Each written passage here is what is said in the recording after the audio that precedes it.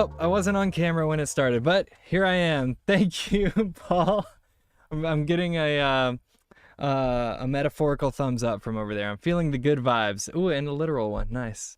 I am Sam Irvin, and this show that I've done 80 times. Today is episode 81 of Asheville 8 Note. Asheville 8 parentheses PM Note. It's a live stream / video podcast where I have on different Asheville musician guests to chat for an hour and jam for an hour. Tonight we've got Paul Gaeta on the show, aka Otorongo, and he just released a new album. We're going to talk about it. We're going to do something a little different and play selections from the album and chat about that. And then at the very end of the show, we will play some instruments, maybe guitar and what is this finger? A kalimba. Guitar and kalimba duet, maybe some synths behind that. That should be fun. But first, at the top of each show, per tradition, I check and make sure that my sound is coming through, which it is. So things seem to be working. That's great. I need to start also with a heartfelt apology to everybody out there. I missed last week. There was no episode last week, and I'm ashamed of my lack of action. I was on vacation. I was doing a little tour of various forest spots around the region and spent a lot of time next to waterfalls and hiking, and it was very healing and rejuvenating to spend some time with myself last week.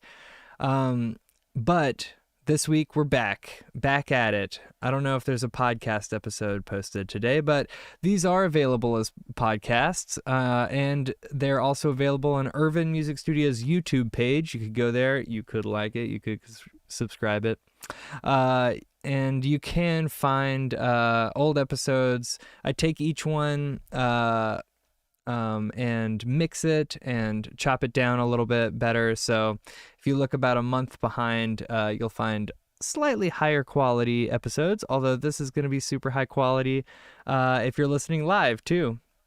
I do this show for 3 reasons. I'm a professional musician, a teacher, and a performer, and a producer, and I wanted to practice my AV engineering skills and utilize my studio a little bit more. That's the 3rd reason I do this, though. The first one is to carve out time in my life to be creative just for fun, play in the sandbox and talk about music and have fun with music.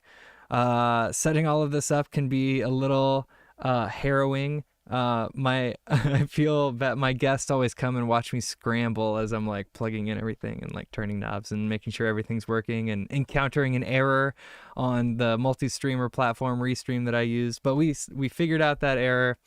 We do every week. The royal we.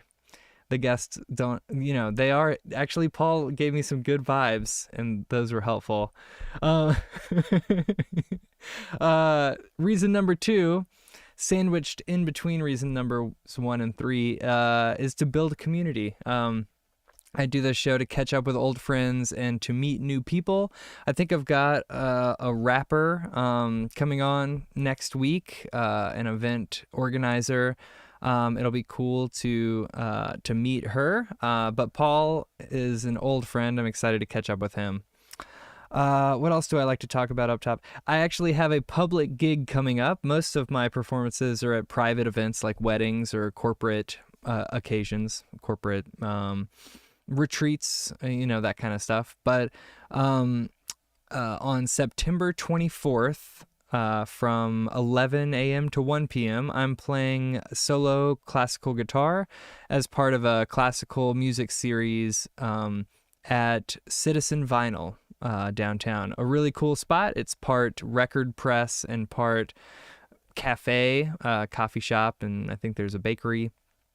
Really cool spot, and I'm putting together a really, a set list that I'm very passionate about to play on that occasion. Now, I think Paul also has a gig that same day, but maybe it's later in the day, or maybe we're competing, and that... Huh? It's at noon. Okay, so you can come catch the beginning of my show and then hustle over to his, which I'm sure we'll advertise here in a moment too. I also teach lessons. Feel free to come get a lesson. What else have I been up to? It's, September and October is busy wedding season. So we just played a great wedding. It was pouring down rain the whole time at Betty's Creek. I think that's the name of it, Vineyard. And did a guitar violin duet for the ceremony and cocktail. And then we added drums and bass to form a quartet for the reception, the end of dinner and the reception. Everybody was dancing. Everybody was wet. It was crazy.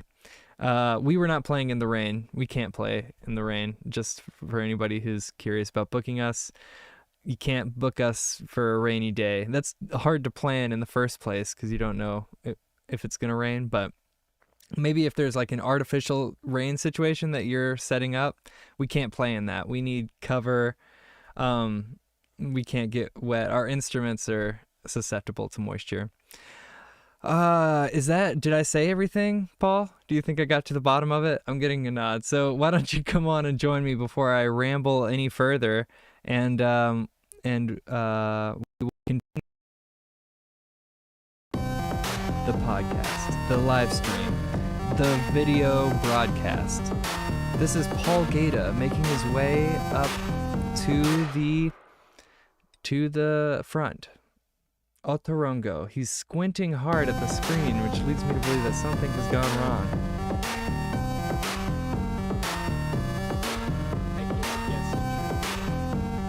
Twice is all. Oh, okay. It seems to have worked. Okay, good. Yeah, that sounds like guest intro music to me. Nice. Welcome back, I should say. You're a friend and a friend of the show. I'm a friend of the show. You are that as well. We tried to get Rob to join you again. Last time you were on, you were with Rob Gray, but I'm just glad to have you. Should we reveal that you're covering for a last minute cancellation? I won't throw shade, but I will, because they've canceled twice. They've postponed twice. Oh. They will eventually be on the show, I'm sure. But I'm easier to get, apparently. Well, you're ready to advertise, is that the right word? To promote your new album that it just dropped last week, is that right? That's true. No, actually yesterday. Yesterday. Yeah. Mm-hmm. That's great. And you've got it next. Do you want to I have it.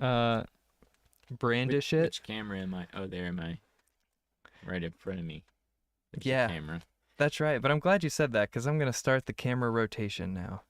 Oh. Yeah, so. Good timing. But yeah, tell me about what went into this album. So first off, here's the cover. It's called Aquatic Embrace, and I pressed it over at Citizen Vinyl. It's ambient music, and the project is Otorongo, and it's a kind of an experimental ambient project with an international music flair, or fourth world kind of vibe to it. John Hassel came up with this term, and it really makes sense to me. It's a kind of an ancient sound with modern production going on too. So you get a blend of two worlds there. Yeah, it is truly a blend. There's the blue vinyl too. A lot of different sounds are sort of revolving around you at the same time, coming in and out of focus. It's interesting. Could you speak to that a little bit more? Fourth world music? Because I've heard of world music. Is that sort of an elaboration on that? Yeah, I think so. I've been hearing that the term world music is a bit, it's like an arrogant way of looking at music, because it kind of presupposes that the center of the universe is the West, I believe, and everybody else is like the world. Does that make sense? It makes sense. Yeah, I could see, and I'm all for being considerate and polite. Yeah. Yeah. I don't know if it sticks or it resonates the same way. Like when I think of world music, I think first of African and Indian music, and then Chinese music, and that that music is important to me too. Mm-hmm. As much as I can from a distance, so to speak, absorb it, learn it, and also be humble about it. In that, like, I'm a white guy, and you know, don't have those traditions in my blood or anything like that, and so I think a good deal about cultural appropriation and that kind of thing, and definitely I'm trying to be somewhat cognizant of it. Certainly, yeah. I've talked with a about that on the show often. You know, I think about Mm, that too in the music that I'm playing. Maybe the Spanish guitar and the Latin guitar, mm, and I mean jazz is like black music sure. that has been co-opted to a certain extent to being American music, and I mean, of course, now it's uh, everything is kind of mixed up. You know, fractalized. Jim Gennaro was on, and during his first appearance, he talked about like the ever more like specific genres, like how genres have just fractaled off into, you know, it's not just world music, but you know, you can be very specific about. Mm-hmm. So what does the fourth world Mm-hmm. refer to? I think that's the it's I've been thinking about how steampunk relates to this concept, where steampunk is a blend of the remnants of a post-apocalyptic world, but it also has this future tech. It's in the future. Mm-hmm. So it's kind of that way. It's like if you take Or retrofuturism yeah, is that a word? Yeah. that sounds right. I went to art school. I should know these things. Mm-hmm. But yeah, this concept of taking really it's taking ancient wisdom in the form of music, because a lot of these musical traditions are very, very old. They're like timeless traditions. Um, some of them thousands of years old, and every civilization has had its own form of a flute or a harp.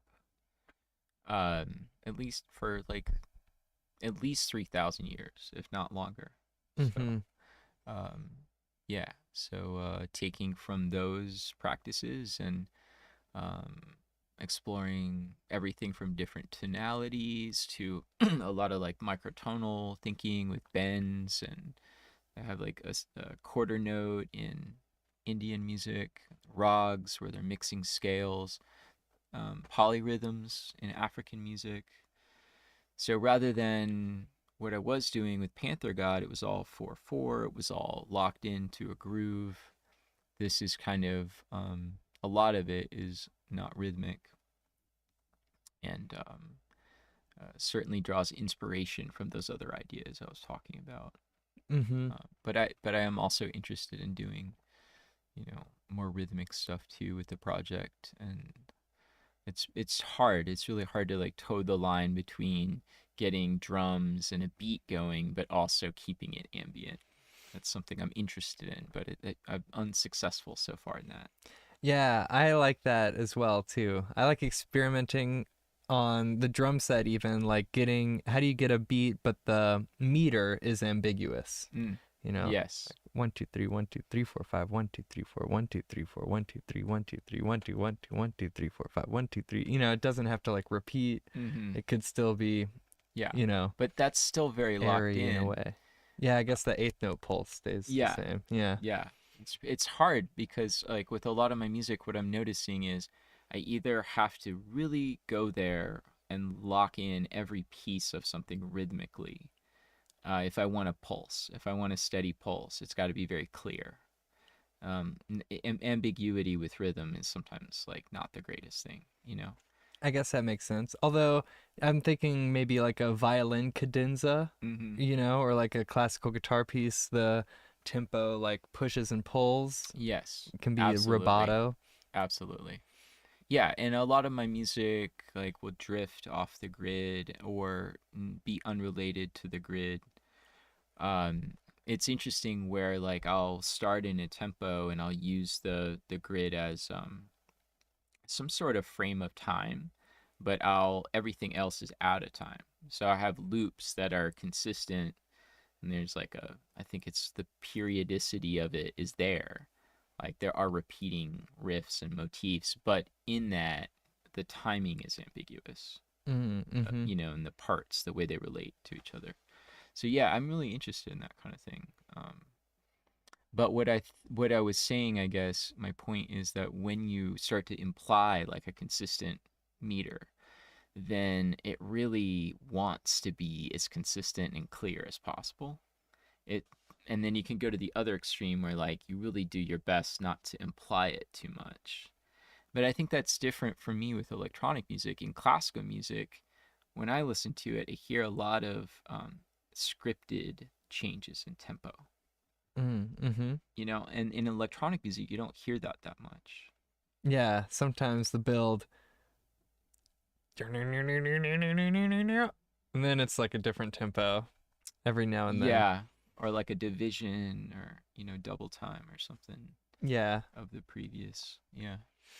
But the way that things can, especially in classical and jazz, the way I hear it is um, phrases at the end of the phrase, they might slow it down and emphasize it. there's a bit of a lilt.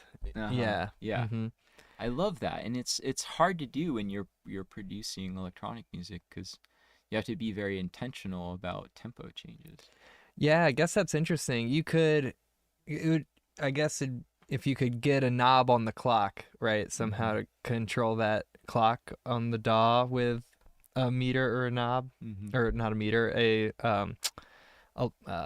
what's the word? A fader or a knob. Mm-hmm. But I mean, if you like have your hand on, like, if you were clocking everything from matriarch, I could see employing it that way. Yeah.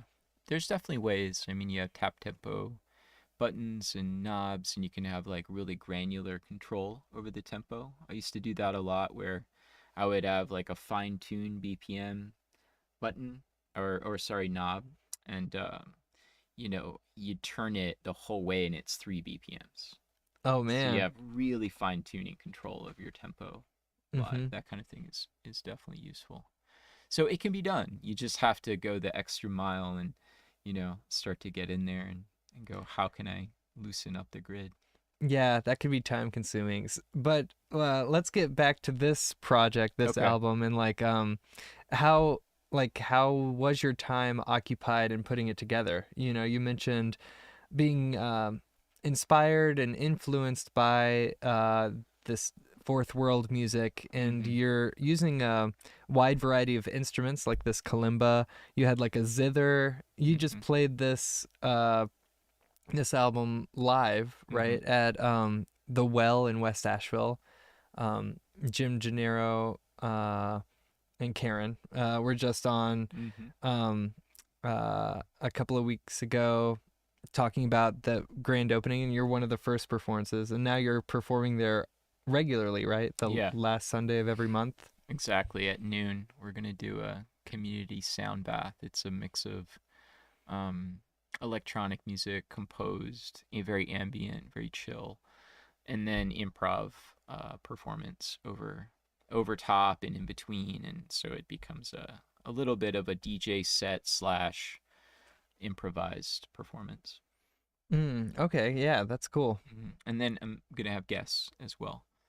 So, excuse me. Shout out to the Well and Jim and Karen. Thank you guys so much for having me. That was a really special first event. We're gonna do that monthly as a result. And as far as the album goes, it was about I think a year and a half in the making. I've Mm-hmm. made this is my third Odorongo album. Um, in 2019, I had hip surgery, and during the course of my recovery, was listening to a lot of ambient music and started making it. And then during the pandemic, I got to work from home for a while, and so I finished my first Odorongo album very quickly. I had a lot of material, but then I was excited to just put something out. So Mm-hmm. I put it together, and it was kind of the best received thing I'd done without a whole lot of preparation. Um, Yeah. It always So feels good. it does. Yeah, I Yeah. like that. And followed it up with Spells about a year ago, and here we are, year and a half ago. Here we are, third record. Yeah. Do you I have like three things I want to drill down on. Do Okay. you find much reward, or is your drive like increased to produce more music when you get positive feedback? Like does that loop, do you Yeah, thrive on that? absolutely. In fact, with this record, I had some misgivings about the record towards the end of it. You know, you start to really get in your head about what you've done and is this the best thing you could do? But an interesting thing happened while I was finishing the record. I actually made like almost 2 hours of additional music right at the end too. So I was like mixing this record and also feeling very inspired to just write new music too. And so I basically wrote a couple albums worth of material, and now I'm going back and I'm also remixing this record. So my point with that, it's not really to brag or anything, but I am excited about it and feel very, very excited for the future of this project. But there's something to be said about just finishing music that you've started, that you've invested a lot of time in.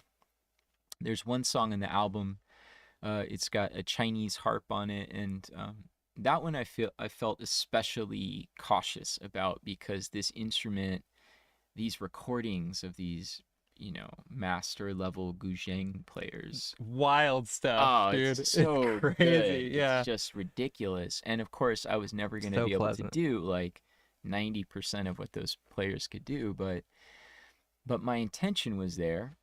And what I realized is some songs that you write in your life are like the most difficult relationship you have with a person, and you have to decide, is this worth, like your 80th 81st podcast, is this all worth Is this worth doing, it? Yeah, my like, existential crisis. and you start to look at songs this way, like, okay, this song is a bear, it's really hard to finish, and you can see finishing it, but it might not pay off, and you have an album to finish. And this was like the final track where I was like, I don't know if it's going to make the cut. I took it off the record again and again and again. And then I was just like, no, I am committed to this relationship. I'm going to finish this song. It had the something special, the X factor. You were It's not that it did. It's just that something about it felt like it fit and I should do it. Like an mm-hmm. intuitive way. I just felt like I need to finish this thing. And I feel good enough about it for it to be on there, but as a result, That's funny. I almost want to drill down on that please, because yeah. it's almost like respecting yourself in the past. Because like at one point you made the decision, you're like, this will be a good idea. I'm gonna approach this instrument. I'm gonna do this song, and then you start to change your mind, and you're like, well, maybe not. And then for me at least, I'm like, well, me a month ago thought this would be a good idea, and like so I should honor that, even though, because that was coming from a positive place that of like moving forward or like approaching something, whereas now I'm in this place of like worry or fear or anxiety, and I don't want to make this decision to drop a thing out of like being overwhelmed now in the future, but rather I can have like faith in myself or like pride in the Mm. fact that I, you know, did want to do that at one point. Do you ever have that sort of idea? Yeah. I feel that with like Yeah. streaks a lot. Like, oh, well, I've already Streak. done this like 81 times, so I better keep going. Well, so there's two sides of this, and the book The Dip by Seth Godin is a good reference for this kind of a struggle. And there's a fallacy that actually Jim talked about recently, Jim Gennaro. Uh, it's the Sunken cost fallacy? sunken cost fallacy. Yeah, I wasn't gonna remember it. I'm glad you did. I would have looked like an idiot, but no. Gotcha. Point being is, yeah, you basically have invested so much time and energy in something that you don't know when to let go of it. Right. And the other side of this is the dip. The dip is the interim time that you spend investing in yourself and your craft in order to get to a level of, competency or mastery or whatever it is you're trying to achieve. Mm-hmm. And sometimes, though, according to Seth Godin, you have to, while you're on the trajectory in the trough of it, you have to go, no, I need to abandon this because this is a waste of time. Mm-hmm. And knowing the difference is, to me, it always boils down to two things, like a scientific approach. Can I actually achieve that? Let me try. And while you're trying, you're asking yourself, is this possible? And eventually you'll know you can or you cannot do that. If you can't, then it's easy. You tried. At least you tried. Mm-hmm. You're moving on. Or you strike gold, you finish the thing, and then you can decide, do I like it or not? But at least you did it, you know? Yeah. Or it's possible and the price is high. And like everything has a cost. Yes, There's it like a does. sacrifice. Like Yes. I'm doing this instead of being asleep right now. Or uh Yes. we could be roller skating. Um On that note, I do think that if it's boiling down to I should be sleeping, or I should be healthy, or I should be happy, any of those things, then I think you're in a place of like self martyrdom. And I think that's really toxic. mm, So in music, I'm making music about resting, for resting and meditation and focus. So if I'm not treating myself with that same kindness and expectation, then I'm not going to be able to write music that contributes to that. right. I mean so much uh uh I mean I guess great music has been written by tired people who are on the brink. Maybe. So it's hard to speak in absolutes, but I certainly realize I was going to say a moment ago that for me it's difficult to think about projects and goals. Like my goal right now currently is to record all of the parts I've written out for my album by the end of the year, and working with collaborators and scheduling recording sessions to make sure that at least that part of the project is done Sure. by the end of the year, and then I can get into mixing and overlaying like synth parts um, and releasing it. But most I'd say like of my goals or like the things I'm driven towards are lifestyle things that then I am just doing it forever. Like now I can Yes. swim laps and now I will swim laps forever. Or like I'm Mm-hmm. gonna practice guitar, so now I'll just practice guitar forever. Mm-hmm. You know? Yeah. Yeah. And I think that that approach really creates a musician. Like Mm-hmm. living your life, the way you live your life. For example, I've been thinking about, okay, how am I going to keep up with a monthly show and also be different enough every time? Like, I don't want to do the same show every single month, Right. you know? It's Yeah. like, oh, that's actually a pretty big commitment. But then I was thinking, well, I'm always working on music as much as I can, and I'm always practicing. So this is just reinforcing that lifestyle. Exactly. And Yeah. that's really healthy. So I think those kinds of goals, and recording an album, you have to start making decisions and doing things. And so, of course, you got to like book the musician or you got to do all these things. And it becomes a lifestyle of organization and Yeah. management and Yeah. yeah. Yeah. um then hopefully those things go on. But do you feel a release, like, or I guess now you've taken on this monthly show sort of as your bandwidth has opened up with the completion of your album? Does that Yeah. track? Yeah. And that it also like it opened up the floodgates of writing new music. So, um, between having some more time to do it and feeling like people are responding to it, even in a small way, um, that all it feeds your creativity and your process. And so I'm a believer that if you, because I kind of look at the whole creative process as centered around a bit of a spiritual muse. Not a muse in the sense like it's like an angel that flies down, but it's like it's in the air. And I believe that the more you show up to do your creative work, and the more consistently you show up to do it, the more trust there is in you as a vessel to bring that into this world, essentially. More And trust you have in yourself, or more trust from the world sure, in you? yeah, the world, it's like this feedback loop Mm. between these two forces, like self and, I don't know, something bigger than you. The particular and the universal, There you go. perhaps. Yeah. Yeah. And so when you show up consistently, there's this trust. Oh, this person is committed enough. Let's feed the vessel.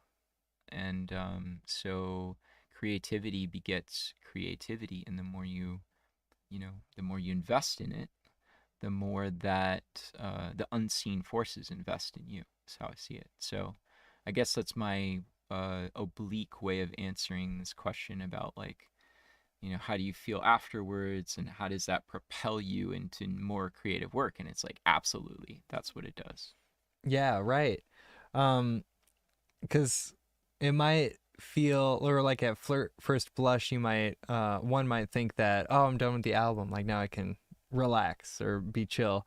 But I guess this conversation has become more about how it is like a continuous activity, right? Hmm. You become that kind of person who almost is has to be creative, For me, or that's there's true. momentum. Yeah. Yeah, for me, that's true. The more I work on the project, the more inspired I am to complete. Yeah, I don't know. And I'm like, at my heart, I'm, not a DJ or like a music producer in the sense that I like want to make other people's records. For me, it's more like a spiritual practice where, I just have to check in with, and it sounds funny, spiritual practice. I check in with my computer, but that's where Right. Ableton is. So I check in with my Hey, our craft. brains are computers, you know? Indeed. Yeah. Yeah, in a way. Yeah. Oh yeah, we've got some digital things going on in our bodies for sure. Mm-hmm. Synapses firing and stuff. But yeah, I don't know. I lost my train of thought here. Did I interrupt you? It's fine. Probably did. But that's okay because it's my show. I'll It's your interrupt show. whenever I want. You have priority. Uh, Somebody asked me recently, yeah, what about my, completing my album? How does that sit for me spiritually in my life? And I found it difficult to completely color that in just because I haven't finished it yet. Mm. And it's difficult to speak to how deeply my personality is intertwined with music. Maybe because it's so ubiquitous, like almost everybody, every human has such a intense relationship with music. Um, but uh, there, uh, I think that we are, or I wonder if being situated in the Asheville community in general also perpetuates our, or like bolsters or supports our understanding of like a spiritual life, or that consideration of what creativity means and stuff like that, because I think this culture around here is really geared towards that kind of thinking. And when you were speaking about world music at the beginning, that was one of the lingering questions that I mentioned that I had to ask about, you know, I think that, do you think there's anything about Asheville culture that encourages that, multi ethnic approach to your music? Yeah, and the certainly this place has been noted as a sanctuary of sorts for artists and musicians and craftspeople, and so I do think the spirit of the mountains and this place, it bolsters and supports these projects, and people have been coming here for a really long time to pursue um, their different practices, healing practices, and Like for example, there's in Asheville, I think it's over 80% of all the acupuncturists in North Carolina are in a 1 hour radius Is that here. right? So if you want to That be an makes sense. acupuncturist and you live in Asheville, you're like in the most competitive market, maybe in the country. I don't know. It's Yeah. so. Have you gotten acupuncture? Did you Oh, I'm a experience I'm a any? big fan of it. Yeah. Yeah. I did it for a while, and I really enjoyed at least the fact that it slowed me down and put me in a chair for a long time. But I don't know if I did it for long enough or learned enough about the different points, Mm-hmm. the system, Mm-hmm. to measure, you know. Mm-hmm. Yeah. I feel like it's very case dependent, and there's so many acupuncturists out there, and each one has different gifts and offerings. And like at one point, I would go to community acupuncture um, as a more regular thing. Regular is like a relative word, but and then if I was really in a pickle health wise, I would go see a very particular specialist, somebody Mm-hmm. who is like a master of their craft and has a specific approach. And so it varies widely. You can have every range and color of experience in that world of Chinese medicine. Yeah. Do you ever do any? I mean, that's borderline spiritual, I feel like, right? For sure. Yeah, you're Um, dealing with chi and, energy, right. basically. Yeah. Do you have any practices like that that feed your creative um uh drive? I keep using this word drive because Mm. have been listening to the Andrew Huberman interview with what psychologist was on recently. I've been listening to it while I'm swimming, but they're talking about the generative drive and the structure of the self and the function of the self. Hmm. Paul Conti. It's Oh, a okay. wonderful Oh, podcast. it sounds like it. Yeah. Yeah. Yeah. So yeah, I'm just in this mindset of like drive and how do we um what about, I mean, we could even start to co-opt that language here in this conversation about what about the structure of yourself, like your character, uh, enables the kind of music that you write, and what Hmm. about, you know, like the functionality, like the practical application of who you are, like spiritual practices or diet or anything else. Is Hmm. there something? I mean, obviously, I think nothing.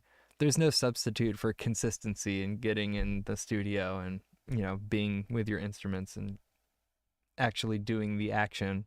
But is there other maybe prerequisites to your musicality? Yeah. So, the first, probably the most regular musical practice, which I would consider spiritual as well, that I have in my life is playing my harmonium and chanting, and chanting mantras, basically. And so I've been investing a lot of time playing my harmonium, and I've taken a number of lessons now with a really good teacher. His name's Jojo. He's great. He's around town. One of my favorite kirtan. They call him Wallace. It's like the leader of your kirtan Oh, session. okay. Is a walla. Gotcha. So he's excellent, and I'm very indebted to what I'm learning there. It's teaching me a lot about melody, and it's making me a lot better keyboardist because you play this riff, so to speak, while you're chanting, and you're playing a melody actually. So the form of kirtan that I've been learning, which is, it turns out, a little less common in the States. You play over a drone note. So you have this little clip inside the instrument, and it holds down a key for you. So you get a drone when you pump it. Mm-hmm. And the drone is either the root or the fifth. And it can be really interesting when you have the fifth as the drone.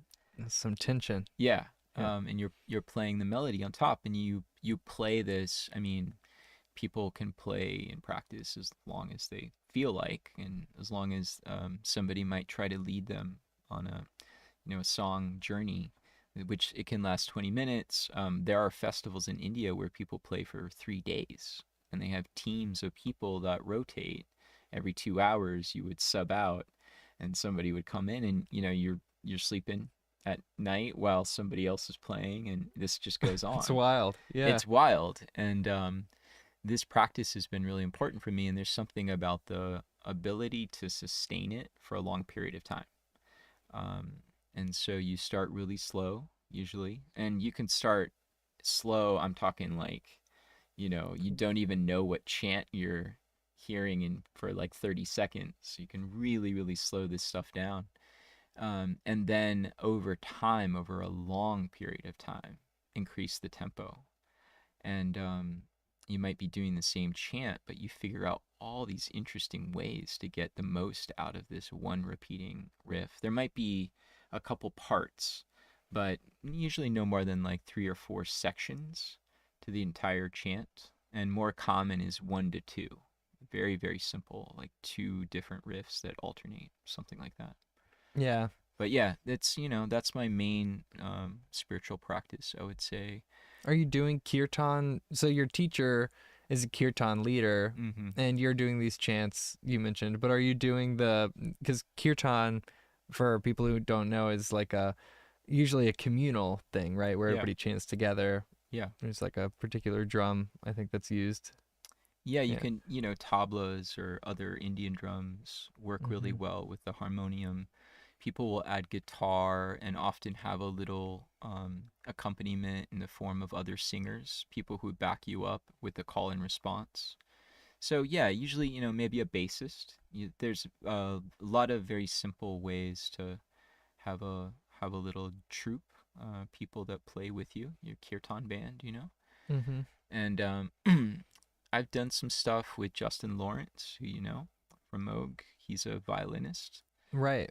We've done some, Friend of the show. yeah, friend of the show. We've done some collabs at some song circles, and then I just played for like 25 people this weekend twice, and that was incredible. That was the first time where I really got the whole room to sing with me, and I'm really learning how to stretch it out and pace it and lock in the timing of it and keep it consistent. So I'm super excited about that. Yeah, that's great. Thanks. It's interesting how, yeah, there is something to learn about that to perpetuate the song or make it agreeable to other people. The jazz ensemble that I was playing with on Saturday, we like everybody was dancing really hard on the floor, and we came to the end of the song, and like the drummer just like kept going, and all of us like also kept going, and he was like, well, obviously, he sort of looked around like, well, we can't stop, everybody's like throwing down right Right. now. Yeah. Yeah. And so we like went around and around this song for him, over and over, just to let everybody like dance it out, and they were Yeah. screaming and not getting sick of the song like at How'd it all. go? uh it felt sort of absurd, there was doubt in myself of like, what are we doing, like, Yeah. but that doubt was drowned out by everyone's Yeah. absolutely adoring it, That's awesome. yeah. That's what I love about, so the way that Indian classical music approaches improvisation is really rich.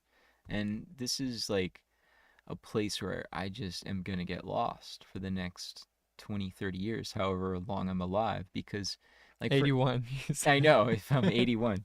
Um, and so what I love about it is there are specific guidelines. Let's call them soft rules, but they're actually pretty fixed. Like for example, when you play up the scale, you're playing these notes. When you're descending, you play different notes.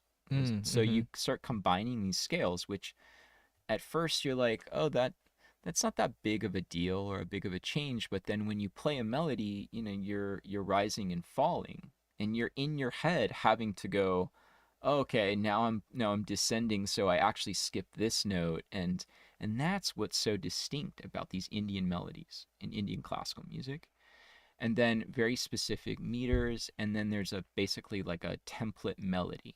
So if you were playing what's called a rag, you would be able to improvise and play essentially this structure for as long as you want, and you can dice up the timing, and you could do double time, and you could try triplet, you could try whatever you want. And there's a lot of call and response between the musicians.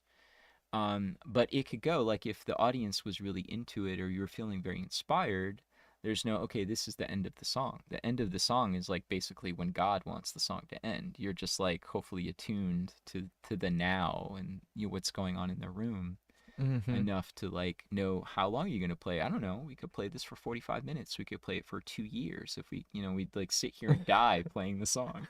Right, right.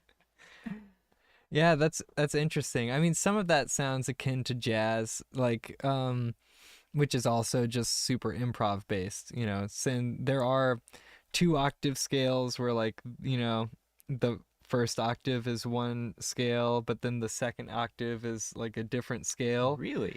People explore that. Huh, I've never heard of that. Yeah, superty duperty Lydian, I don't know, whatever. There are crazy names for them. Yeah. Um, and if you know the jazz song well enough, typically your solo can have something to do with the melody, you know, and the song will just go on and on until it's over. But I don't know if people go wild for jazz so much these days. There are Mm. pockets of it. Yeah. But I don't know about how that is in the culture of India too. Do you think people are loving classical Indian music? Well, I think it bifurcates with the Bollywood sound, and then yet like an Mm-hmm. Indian classical sound is very traditional and revered, and like an example of how kind of traditional it is um for a really really long time, bamboo flutes called bansuris were just for folk music, and so I mean, there's strata and layers, and like I'm not an ethnomusicologist, so like Right. what is Indian classical music, right? Certain people might argue these things, but in folk music, the bamboo flute was very common. But it wasn't until one master, one virtuoso, did incredible things with this instrument and started playing with more classical instrumentation, that the world of Indian classical music was like, oh, bansuri, now it's a staple instrument. It might as well be a saxophone in jazz. But it Yeah. wasn't always that way. And then the It's interesting. violin, I forget if it's North or South India, but basically, like half of India, the violin is one of the main instruments. And the harmonium itself is a Western instrument. It's like a bagpipe, Mm-hmm. a pump box, squeeze box, they call them. And both the instruments came over to India during the occupation by the British. And for a long time, these instruments, at least the harmonium, it was boycotted during a revolution, like, independence of India times. Right. And in the West, in yoga music, they started playing the harmonium again. And of course, there were still people playing harmonium in India, but not, as far as I understand, not as much until like now it's like a worldwide phenomenon where a lot of people play harmonium. But yeah, it's got an interesting history to it. It does. Yeah. This is all interesting. I'm glad you came on. Yeah. Cheers. Yeah. This is the sort of educational stuff I wanted to pull out of you. So Mm, this is good. mm. And that's sort of what I meant earlier when I asked like how do you invest time in your music, and not just playing the music, but you know getting acquainted with these instruments? Is it a cultural thing where you are talking to people at these kirtan meetings about these specifics from India, or are you scrolling Wikipedia and like doing research on your own? Like you had a zither when you performed live, Mm-hmm. and like how did you end up with a like Yeah. do you go looking for these odd instruments? Do you go to shows and then talk to the musicians and say like, what is this? And when you particularly like one. Well, I guess I have to preface it all by saying I feel like I'm still really getting my feet wet with playing acoustic instruments. It's only been about 4 or 5 years that I've really been practicing them regularly. And it started with the native flute, which is a really easy instrument to get your feet wet with.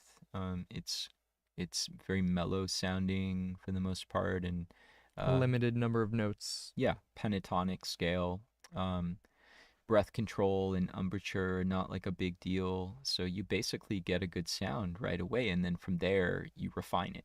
And so I've been wanting to teach more people about the native flute and teach them some basics of it. I think that's in my future because it's such a good gateway to all these other ones. If you wanted to play, let's say, a classical flute or a bansuri, one of these Indian flutes, I would say start with the native flute and then graduate from there. And then the other thing is, I could never really pick up the guitar. Every time I tried to play one, I felt very awkward. It just didn't fit my body very well or something. Something felt off. And maybe it's all in my head, but I got a couple of these harps, including that Chinese one you described. So I got two Greek lyres or lyres, I'm not sure how to say it, and a guzheng, also not sure on that one. But So it's not a zither. I'm misspeaking it there. is basically a Chinese zither. It's tuned pentatonically, usually like a very simple major scale. Hmm. And then you have 21 strings. And on one side you do bends and vibrato, and on the other you pluck. And they often wear finger picks, which I've actually not explored yet. Okay, those are Um, fun. and then they get into these incredible rhythmic things too. That instrument, I wanted one badly and I couldn't afford it. And then randomly, after I had kind of almost forgotten that I wanted this thing so bad, I stumbled on one on Craigslist and got it for $300 from some girl who was just interested in like Chinese culture.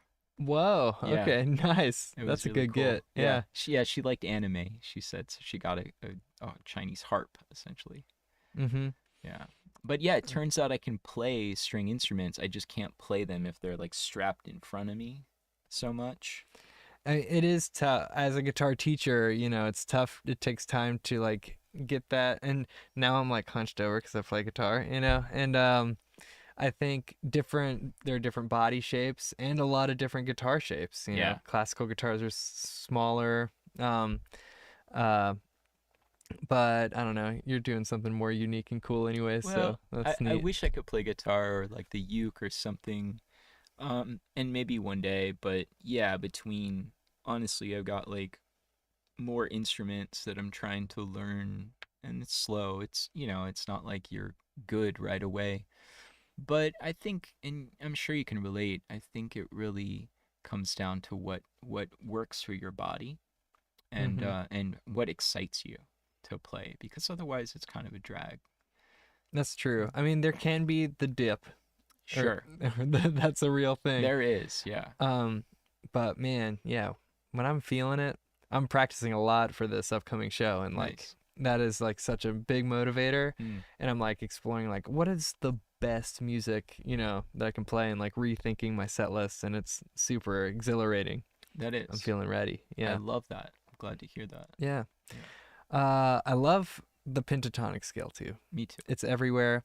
Did you know that it's built out of fifths? Hmm. Even oh, okay, I can see that now. Yeah. So it's like such uh,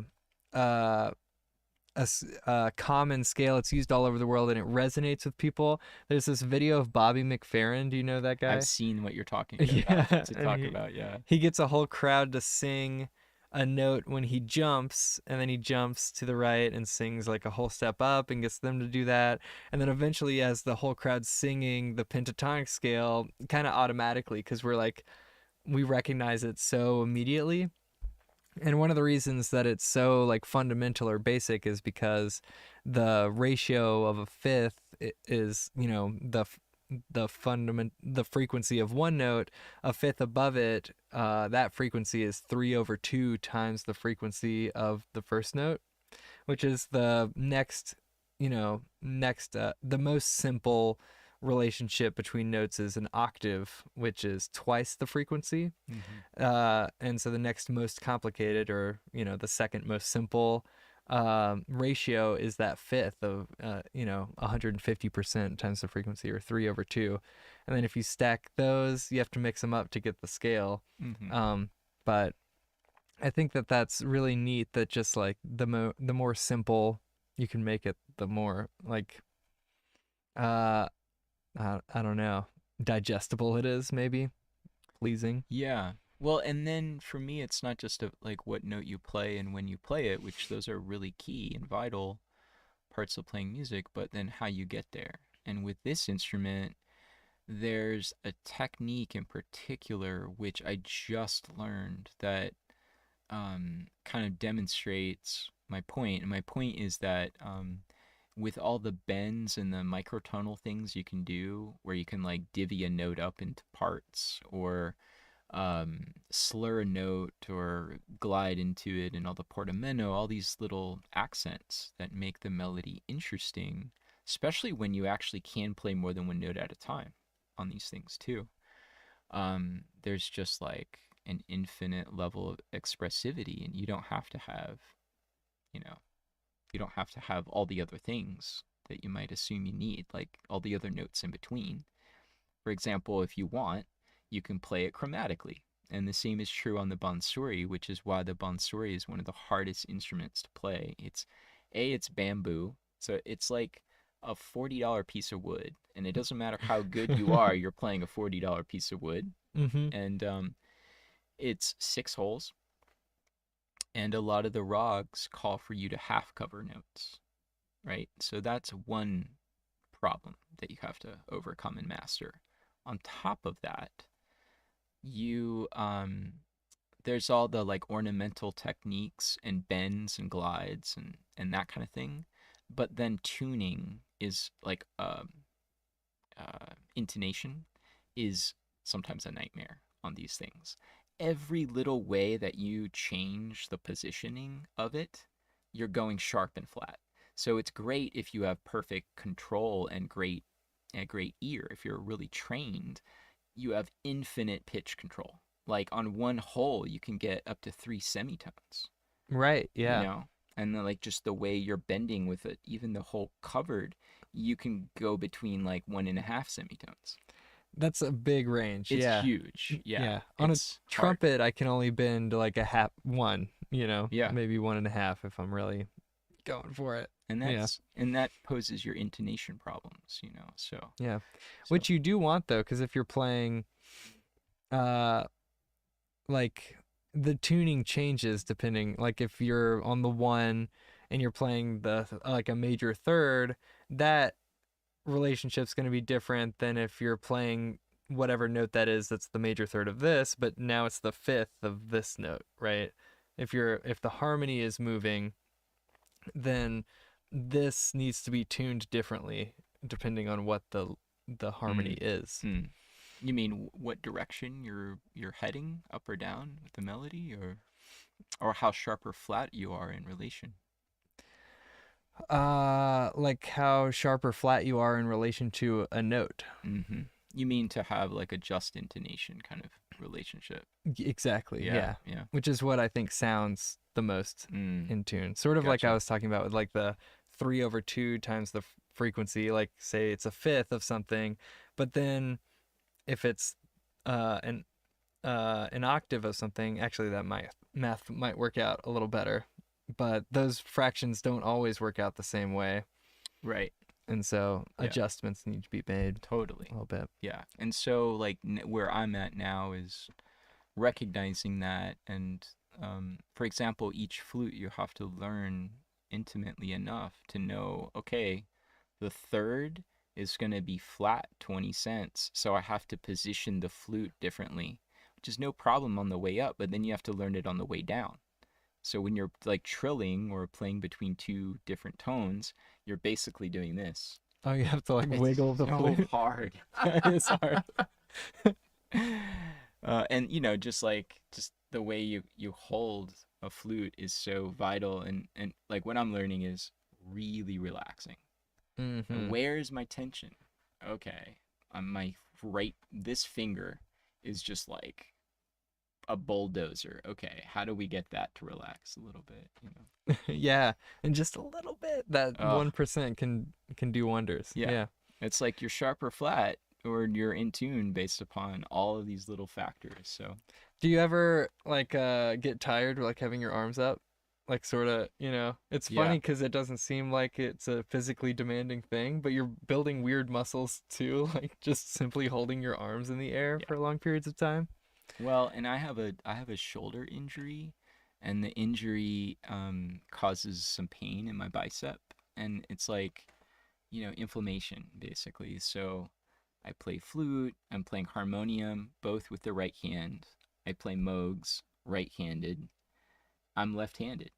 And yet my right arm is Interesting. like about to fall off. I use it so much for music. It's my dominant arm in music, and I'm left-handed. So That's odd. it's odd Why'd you do that? That because the oh, world is right-handed. yeah, I You know. guess that's true. You're the weird one.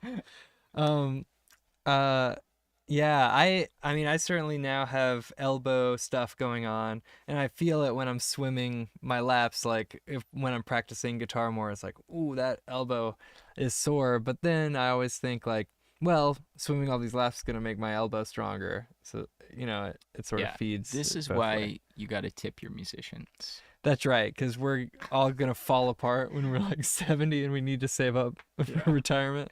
We need physical therapy, like, we need all these things. Often musicians don't have health insurance or good health insurance. So, yeah, Yeah. on that note, I just started a Patreon today because I realized, I could use a little more support from, Yeah, yeah. not to detract from that, but I did forget to mention my Patreon at the Oh, beginning good. of the show. Nice. Yeah. There's an Irvin Music Studio Patreon, and is Yes. yours a Paul Gaeta Patreon or It's an Odorongo? Odorongo. That's great. So Yeah. what do, uh, are you gonna, are you gonna, can you live stream like the Sunday events? I I think bet I, you could do I that. think I'll get there. Right now, my load in and setup time was 3 hours last week. What about out? Like another hour or An two? hour, Yeah. and then it took a week to set it all back up in the apartment. Oh, totally. So, Yeah. It's brutal. so yeah, adding another layer of complexity could happen. I'm excited to do it at some point. Yeah. Yeah, Yeah. I mean, if there's sound in the room, you could do it on Instagram Live, depending on the quality of your phone. that's true. But we soon, in a moment, we're going to take a break. And then if you're watching this on Instagram Live, I got to tell you, you're going to miss out because we're going to start playing some of his album on my computer through the multi-stream platform.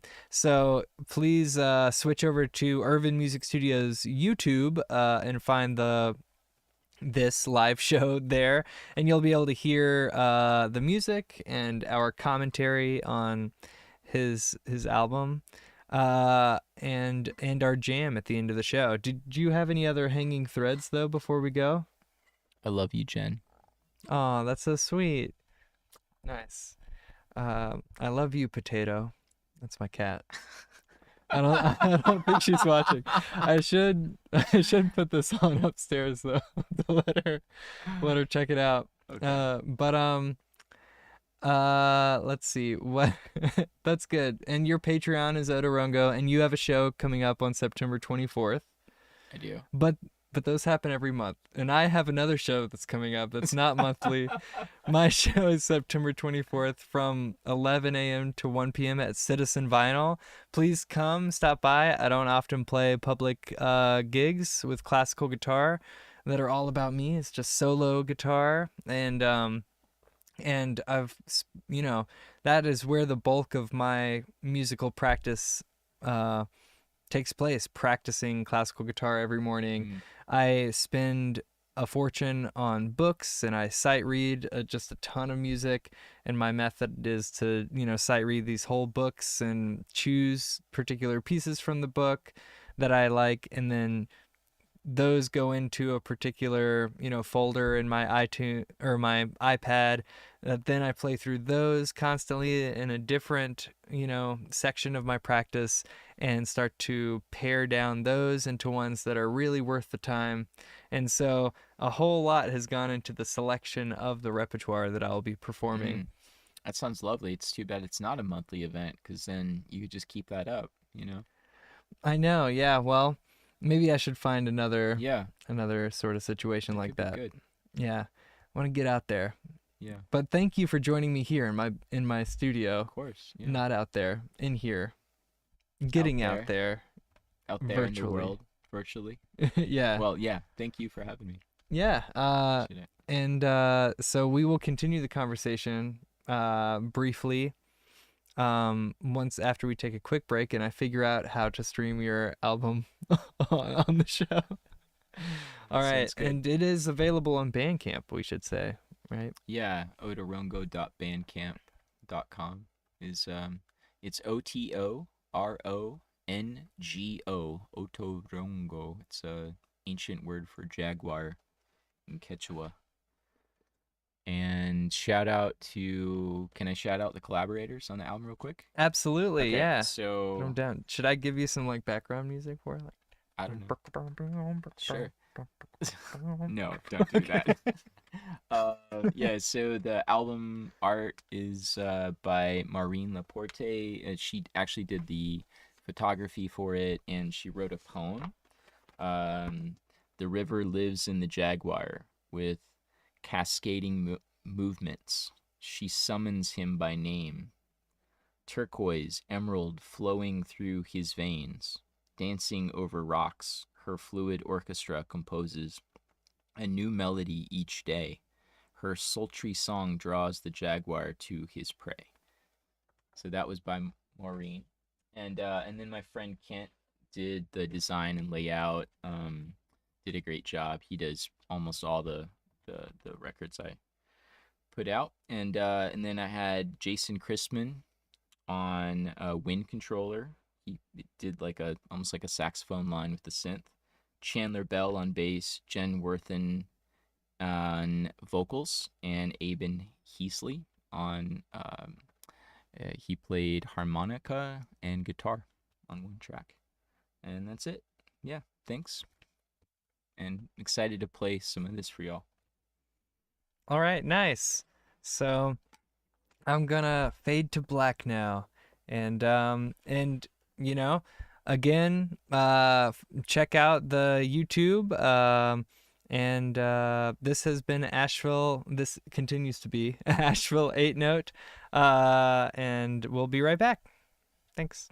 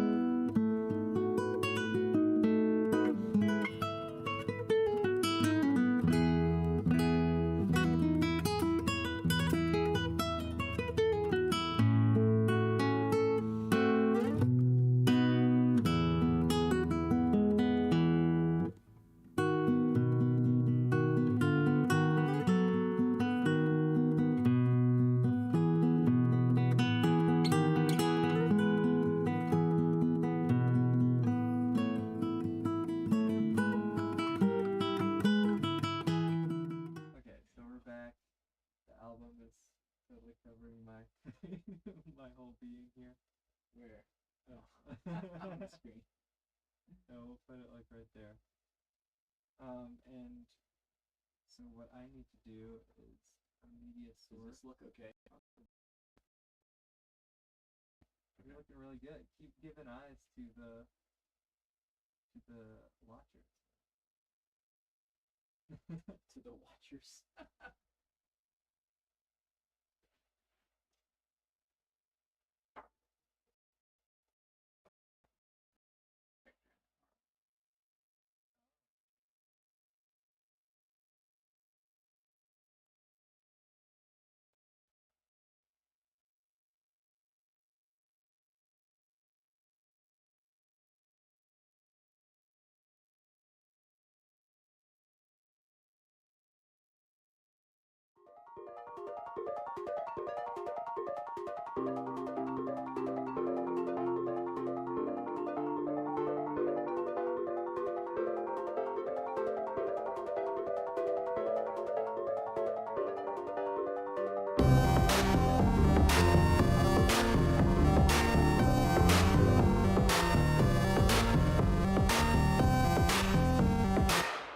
Trees now? How do I do that? You know? Yeah, you'd have to go back to Bandcamp. Actually, it's in your email. Get an email.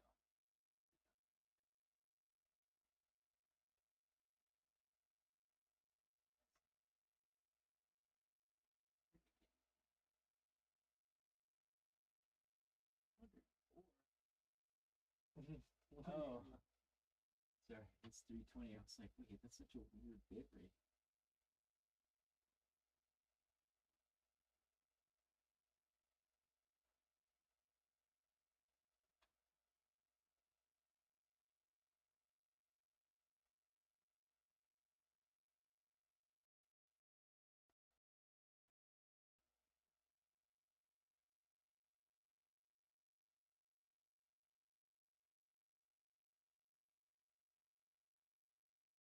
Huh. They're just not showing up in my download folder.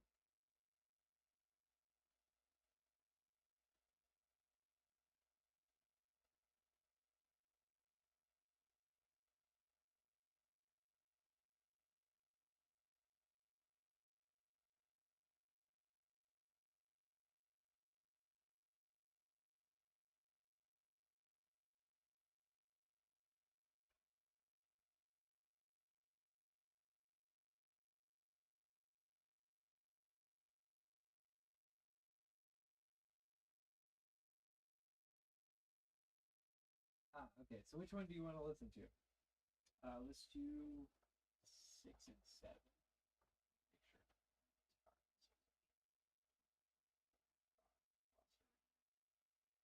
Yeah, 5 and 6.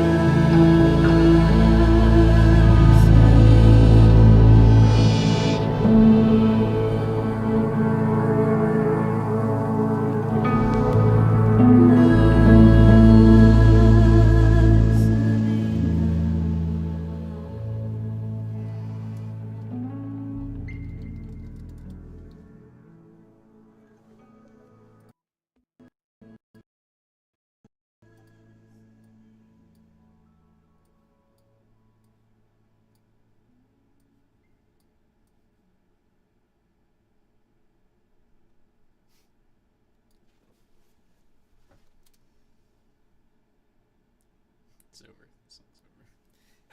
As soon as you got that. All right, let's do the next one. So what is that?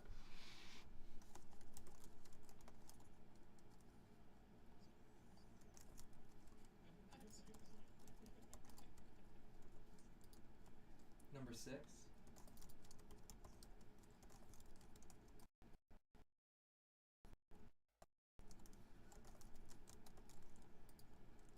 Sure.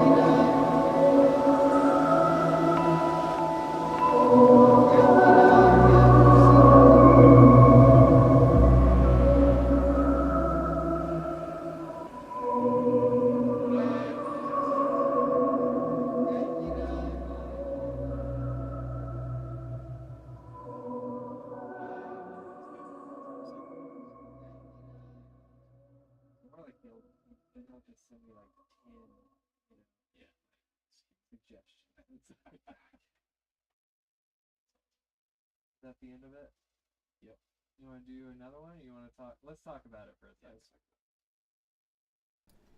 All right, let's talk about that. Can everybody hear us? I guess we'll be able to hear us in a second if it's working. Let's talk. Oh. Yeah. We're gonna hear us? Yeah, and I don't think it's gonna feedback. I'm gonna be very impressed. That. Can everybody hear us? I guess we'll be able to hear us. It's a little quiet, but I don't think it's gonna feedback. Oh. We're gonna hear us? Yeah. I don't think it's gonna feedback. That was your music. I talked over it rudely over here, but would you like to speak to? Well, they didn't hear me talk over it. Oh, that's good. Right. Yeah, tell us about what we just heard. So we heard two tracks off the new album, Aquatic Embrace. And the first one was a collaboration with two friends of mine, Jen Worthen and Aben Heasley. He played harmonica and played guitar, and then the words La Sirena, which translates to the mermaid, are coming out of the mouth of my beautiful friend Jen. So it's got a bit of like a, I don't know, like a aquatic kind of folk ambient sound, which is something I'd like to explore more of. I really liked the synergy between them, the guitar line and the vocals and the harmonica like kind of echo each other in this interesting way.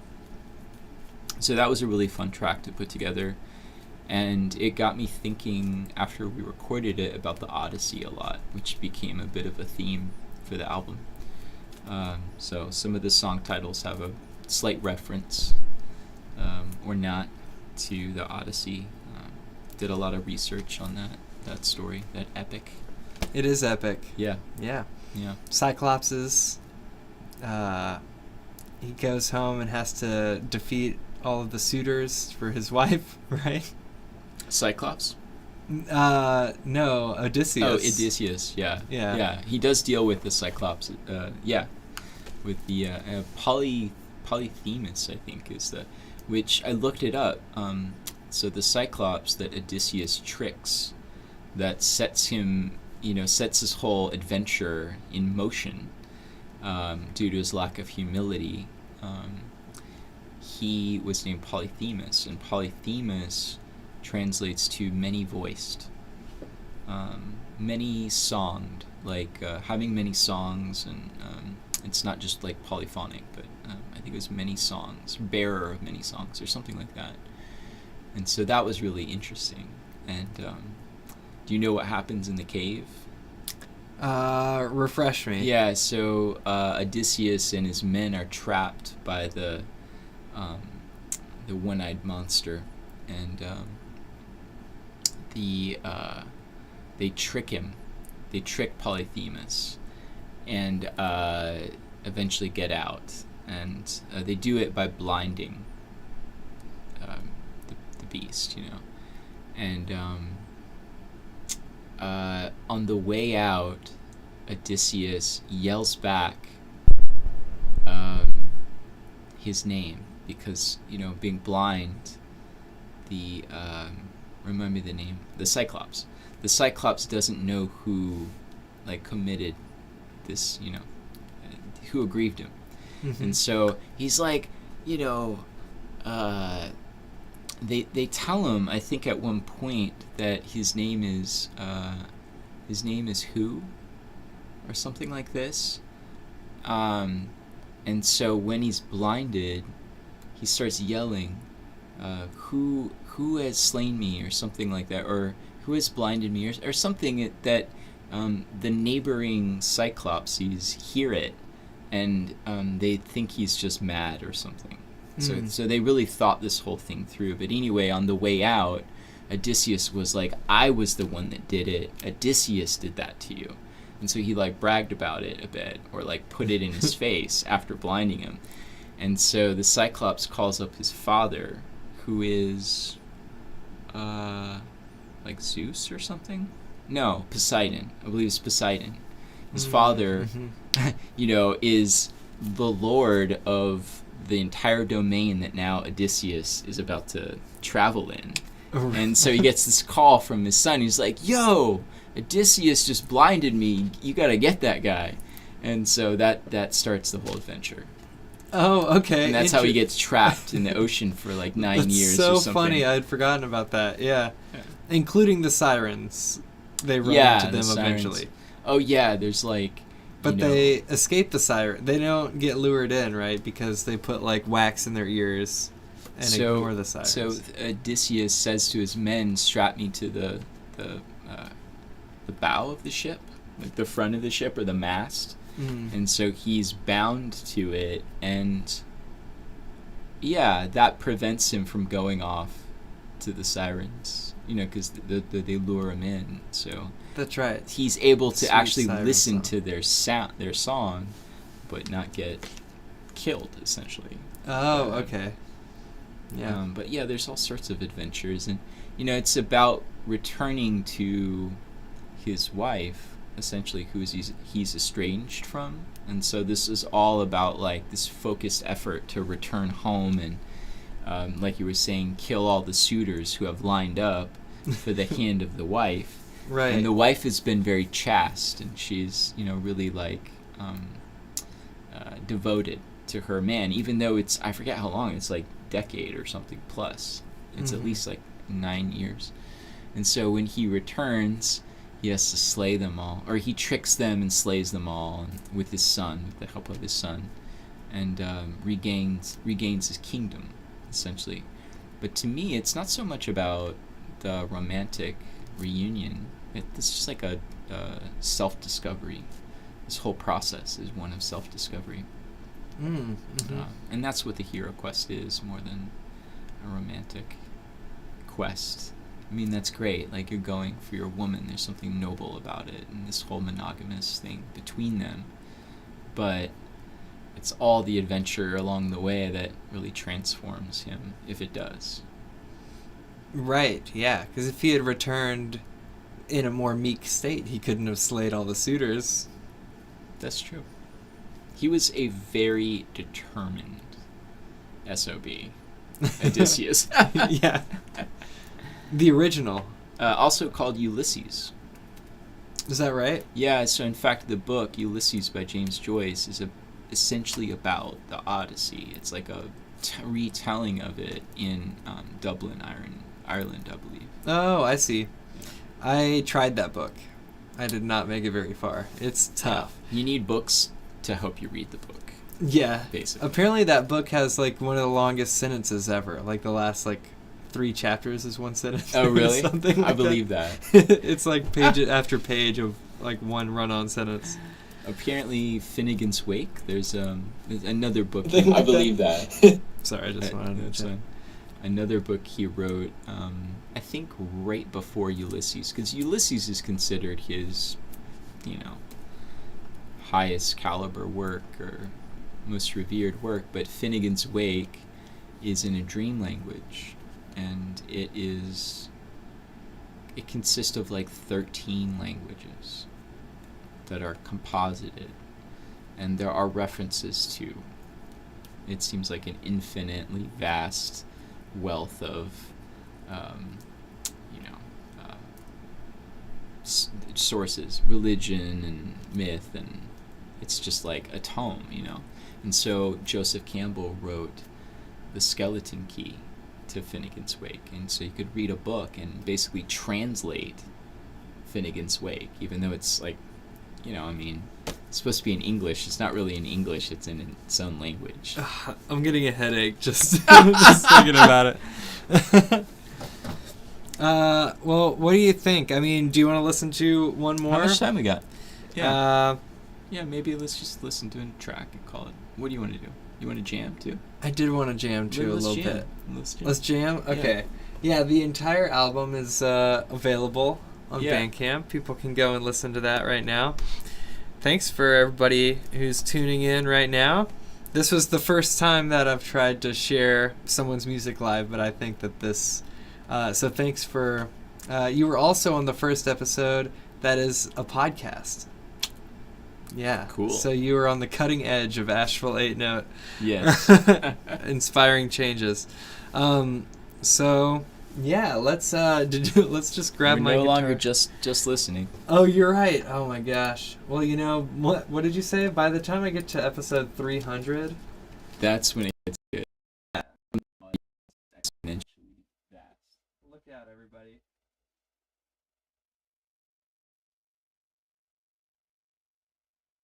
I appreciate Charles Dolly. Hey, Charles. And all of and everything you do for the show too, and including these mic checks. I'm glad the mic's sounding good. I actually do want to.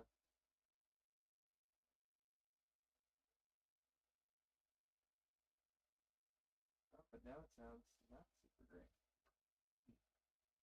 Oh, there we go. All right. Did we catch any of that? I think so. Okay. I think we were on. Okay. Well, it's definitely in the recording. So if you didn't That's catch good. that, then it'll be on the Yeah. the recording one. It's loud. No. Or I just have my wave looking big. Gotcha. Yeah. It's loud. No. No. Oh, or I all just it's have still my on the air. Wave looking big. Nice. Yeah. Hey guys. Hello, Love everybody. you. Okay, so did you want to play your kalimba? I'll play my guitar a little bit. Yeah. And we can just capture it with this mic. Yeah. Oh my gosh.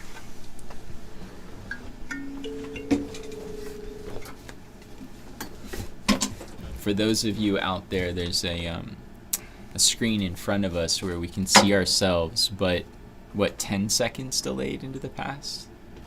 Yeah, something like that. It's very interesting seeing yourself 10 seconds delayed. Seems like another person, basically. So It is. We're like the river that you can never step in twice. Except we're people, not rivers. You know, ever I like changing. that. Yeah. Heraclitean, since we're in the Greek frame of mind. Lovely. This guy's so smart.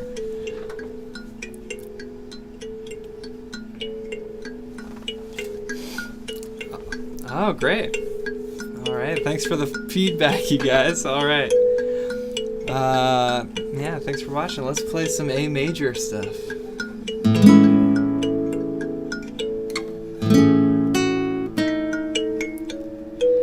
Oh yeah, you have a pickup that you wanted to plug in. Let's do that. Okay. Let's capture that. Okay, cool.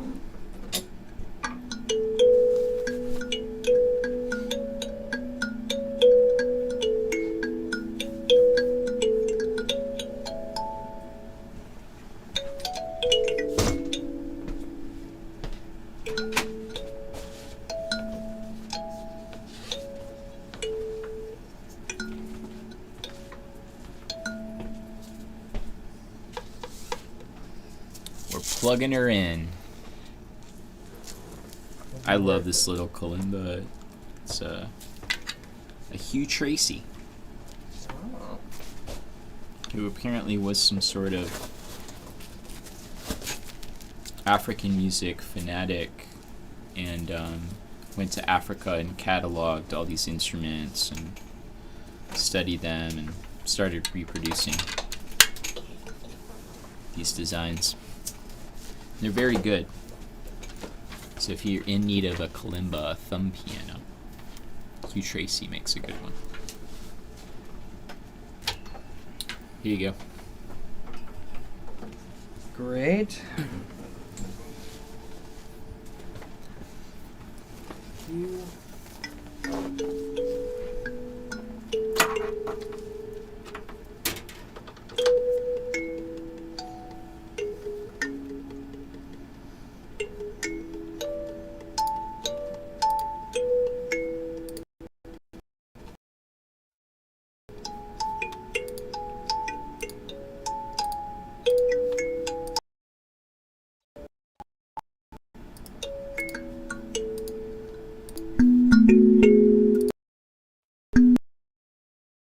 Coming through now.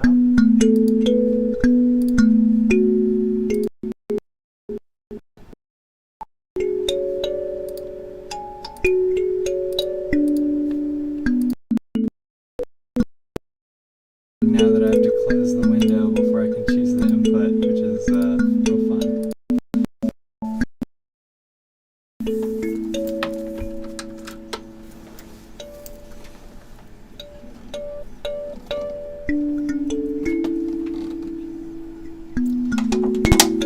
Alright.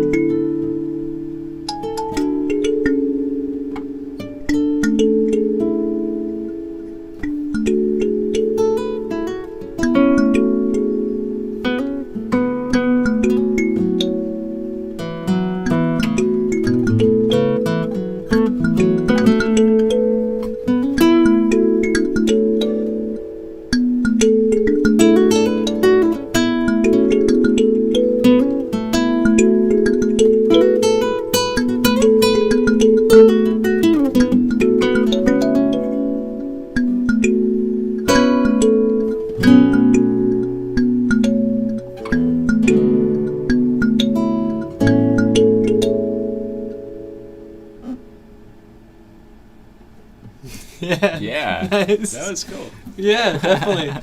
Some call and response. I like that. That was good. Yeah. Definitely some cool harmonies. So, can you play me the scale of the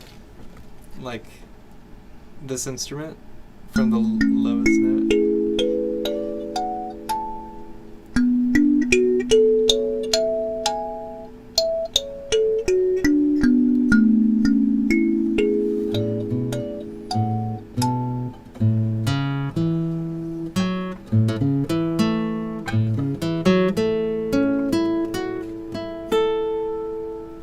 Interesting. Yeah.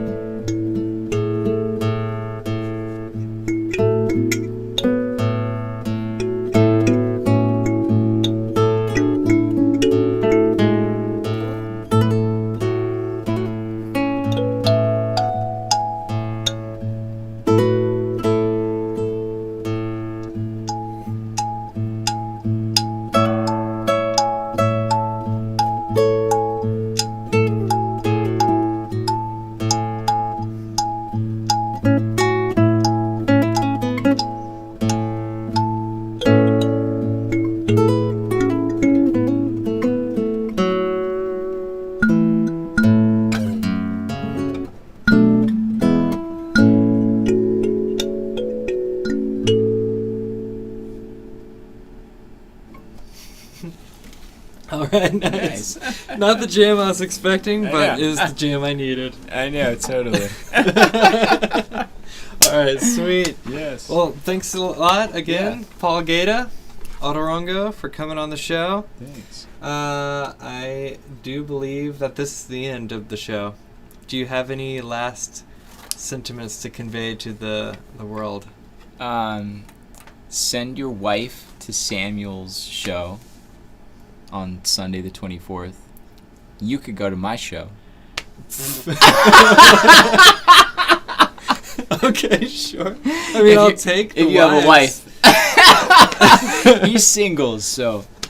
But I don't want the wife. But the wives want to help me and my single. Can we edit out any of this? Not now that you asked. You would think that we got high between parts, but there was no smoking going on. No, I'm very sober in general. But it was a pleasure. High on music, you know. Oh, very. I'm so high right now. It's crazy. Definitely, I know. Something about that kalimba, man. Lights me up. You know, they put buzzers on some so that they believe that the buzzers keep your spirit from going up into heaven and you're like spirit leaving your body. Oh, yeah. So you'll find buzzers on a lot of them. Just temper the, you don't want to... Don't want to just, what is that, get enraptured. Right. Astral projecting is dangerous if you're not prepared. You want to at least know what you're getting into. Yeah, you got to know, like, what of the threads you're pulling on, right? And the you string also want to theory. lay down. You want to lay down if you're going to, probably. Yeah. You need to be propped up a little bit. Or at least, like, a lot of pillows around. Pillows. Sitter. So that's what you wanted to convey. Like, if you're going to astral project, be safe, lay down. Do it responsibly. You heard it, folks. From Paul Gaeta. All right, this is Asheville 8 Note. Come back next week when the guest will be somebody else. And thanks again for coming on. All right, bye. See you guys.